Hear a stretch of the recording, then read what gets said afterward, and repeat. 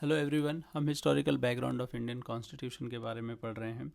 Last lecture में हमने company rule के अंदर बने सारे एक्ट्स को कवर कर लिया है, जो कि आप प्लेलिस्ट में जाके देख सकते हैं। इस लेक्चर में हम government of India act of 1858 के बारे में पढ़ेंगे, जो कि क्राउन रूल के अंदर आता है। ब्रिटिश गवर्नमेंट की डिस्क्रिमिनेटरी पॉलिसीज़ के कारण 1857 का रिवोल्ट होता है और कंपनी रूल समाप्त होने और क्राउन रूल के आने का मुख्य कारण 1857 की क्रांति थी। 1857 की क्रांति के बाद ब्रिटिश गवर्नमेंट को ये पता चल चुका था कि वो जिन नीतियों पर चल रहे हैं उन पर चलते हुए भारत पर अधिक समय तक अपना शासन नहीं बनाए रख सकते, तो उन्हें नए नियम बनाने होंगे और नई स्ट्रैटेजी के साथ आगे बढ़ना होगा, जिसकी शुरुआत होती है government of India act of 1858 को इनेक्ट करके।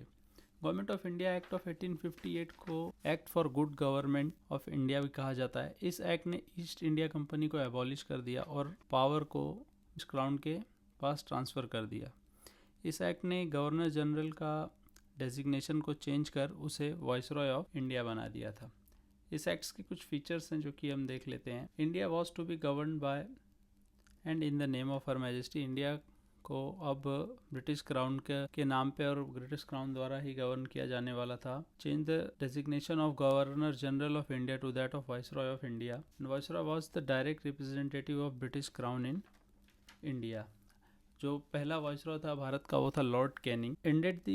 This act ended the double government system by abolishing the board of control and board of directors.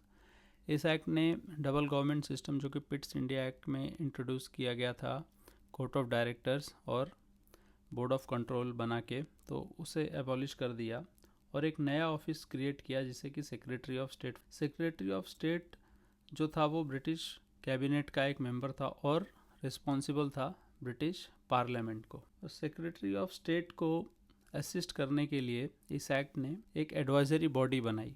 उस एडवाइजरी बॉडी का चेयरमैन जो था वो सेक्रेटरी ऑफ स्टेट था और इस एडवाइजरी बॉडी में कुल 15 मेंबर थे और इसका नाम काउंसिल ऑफ इंडिया रखा गया था।